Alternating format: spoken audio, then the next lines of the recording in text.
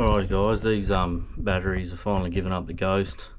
The start battery failed about 2 months ago, and I've just put in a temporary battery out in the shed in there, and now this house battery is starting to drag these down when they're coupled up under the automatic charge controller. So yeah, I thought I'd get a little bit longer out of it, but this one's down to 10 volts, so she's buggered. So it's true what they say about boats bring out another 1,000. I've done a couple of batteries and the Minn Kota trim motor, so, well, not trim motor, deploy motor. So yeah, we are up for 1,000 at least. So what I'm going to do is start off by disconnecting the negs. This frame shouldn't be earth to the frame, but it is, because the outboards it brings this negative of the frame of the boat to earth. So we'll start off by that, and then that way if we take negative off first, we won't short out the positive to the frame of the boat. So we'll start off with that. Alrighty guys, so this is the house battery. Hopefully you can see that it's down to 10 volts, no cranking amps, no help, no nothing, so it's fully buggered. Just a quick tip, if you do get new batteries, just to label them. So this was on the 1st of the 3rd 22, so I've got about 3.5 years out of it, which is pretty good, and no doubt it was sitting on the shelf for longer, so I'd say it's for about 4 years, 4.5 years maybe. I'll flip it over once I've got it out the boat and have a look at the manufacturer date on it, but that's not too bad really. It's Delkor Marine, 97 amp hour, 680cc. I don't know how much I paid for it because it came with the boat. So yep, time to put the new ones in, and I'll show you what I end up replacing it with. So I went a Century Marine 780, I think it's a N70ZMMF. This one's 100 amp hour, 12 volt, CCA 780, and we've just tested it out there, and 100% health, 95% charge, internal resistance 2.96, 990 CCA, 12.6 volt. So she needs a bit of a charge, but it's packing some bloody cranking amps there, and yeah, it's showing like it's a good battery. So we'll put some lanolin on these terminals here and put a date on it, and roughly the test results, so we know how she's going over the long run. Alright, we'll do that. Alright guys, I've just hooked this one up, and I'm yet to do this one. I'm just doing one at a time because there's heaps of wires on these terminals. One thing to add is the Delkor had Imperial, where this one had metric studs, so I had to find some M8s. I probably should have come with some, but it didn't. And yeah, eventually what I want to do is bring everything over to bus bars. So I'm just sort of taking note of how many wires I got, and I'll get bus bars and then just have one wire running to the terminal, because eventually I want to take this house battery to lithium and then just have a lead acid for a cranking battery. But yeah, this was the most cost effective at the moment. One of these was about 285, so I got 2 of those. So yeah, not too bad. Where the lithium probably would have been that plus for one. So they got 20-month warranty on them, 24-month warranty. So oh, we'll see how they go. You know, you never know, lead acid, sometimes you can get years and years and years, sometimes they don't last very long. It's pretty hot up here, so that kills batteries pretty quick. Find I've go through batteries quite a lot. So yeah, fingers crossed these last a few. 3 years would be good, 5 years would be better, 8 would be bloody perfect, but we'll see how we go anyway. Yeah, so I'll do the same thing, disconnect this one, and we'll replace this, test it and replace it. Cheers. Alrighty guys, this is the start battery. This is the one that I replaced on the 28th of the 10th 24. I made a video, I think. Anyway, I put a little taggy on there, and I don't think it tested out as 100%, but it was pretty close to it. But as you can see, the health has gone down to about 70%. It's 100% charged. Internal resistance has gone up quite a lot, and the cranking amps has gone down, and the resting voltage is about, what is that, 12.87. So it's not ideal. I don't think it was new by any means, but I think even though these are only coupled up when the engine is running or when the solar's charging it, even though, you know, they're both charging, I think the dead battery is robbing the health of the good battery and bringing that down with it. So I think for next time, I was happy to sacrifice this battery because it wasn't doing much, but in the future I won't. If one dies, I will replace both, and then just, you know, I've only got 3 months out of these two between when they died, so this one's still starting all right, but the cranking amp's definitely gone down. And then we had a few overcast days, and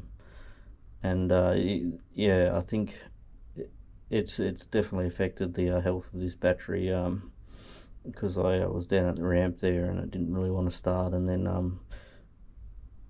the house battery, yeah, definitely had no juice, so had to couple them up a few times. So when that starts to happen, I think just get rid of them and get 2 new ones, and don't bugger around with it unless you've got like a DC to DC that will actually electrically separate them, or a diode or something. I wouldn't muck around with yeah, just getting a new one and putting it with an old, because it's just going to rob the life of the new one and bring it to the quality of the old one in no time. So hence why we're changing the battery. So got this one disconnected. We're just going to test the newer one and see what it tests out like, and label her up and do the same thing. Alright guys, so this is the new battery, the second new battery. This will be the start. So the cranking amps on this is a little, well, probably about 60% less, not 60%, 60, so the other one was 980, so, or 70, difference, 100% health, 90% charge, so the other one was about 95, it's rated for 700 amps, and yeah, it's sitting about 12.57, so even the variation in 2 batteries can be quite a lot, so good to check out anyway. But yeah, same battery. Maybe these measurements will change once I've got them topped up. Solar should do that tomorrow, and yeah, we'll label her up and put the lalon on there and fit it up. Alright guys, so that's the 2 batteries fitted. I've gone quite heavy on the lalon. Usually once the heat of the day comes around, that melts off a bit, and it just stops all the corrosion and powder and all that sort of shit you get on the terminals. But yeah, this has been my go-to. I usually spray everything down with lanolin in here. It's quite on heavy, you might be able to see it. That just fixes, you know, this isn't completely watertight, so we do get a bit of salt water through here, and I do once in a while come in here and just give it a quick mist with the water. Just try and keep everything in good nick. But yeah, we'll see how these Centuries go. They're 100 amp hours, so hopefully they last alright, because we're going to do a bit of on and off work with them in coda and that, and keep the sounder going. So hopefully we get a couple of years out of them. These are Australian made, so I don't know if that means anything, but these are about 25 kilos each, so they're a bit heavier than other batteries I've looked at. So given the Delkors a go, they're about 3 years, 3.5 years. So hopefully these last longer, and I've heard good things about supercharge, but I could get these cheaper and 100 amp hours locally, so don't have a lot of options where I live. But yeah, had the choice between these and the superchargers, and then just Repco, which are these guys anyway. But yeah, the other thing that I read on the labelling is these little M8 lugs here shouldn't have anything cranking on them, which is exactly what they have on them, so whether that makes a difference. Eventually I want to take everything over to bus bars, but what the label said was that everything that's draws high current should be on these big studs here. But these are a little bit different, where they've got the lead exposed that joins the stud together, so I'm not that worried. It's the other batteries have been going fine up until recently, so we'll just keep it as it is. And yeah, there'll be a bit of rewiring if I do decide to go to what do you call it, bus bars and stuff like that, and everything's sticky. But you know, I just want to make it easier. If we had a bus bar at the back here, had all the terminals loop off, and then just one going to here, make it a bit easier for the future. And I think we'll have to rewire the on and off switch as well if we went lithium, to separate the lithium and the start battery. But yeah, I'm hopefully don't do that for a few years and the price comes down a bit. Just while I'm back here, I'll just show you what I've got anyway. So I've got a little Victron solar charger there. It's got a 100-watt panel on the roof that powers that. And then I've just got my my solar and my bed inputs on a little Blue Sea bus bar there, and just got a Blue Sea ACR with an on and off switch that just isolates the batteries if I don't want them to be connected to each other. And we got a little 100 amp fuse there, got plenty of fuses in here. And on the other side here we've got a Victron Orion 12 to 24, 15 amps, so that charges lithium in the front of the boat.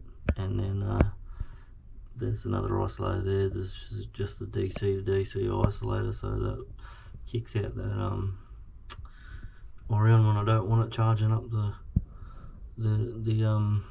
what do you call it, Minn Kota battery when I've got it underway. And I've got a few more fuses in the back here. Can't have too many fuses. They're just the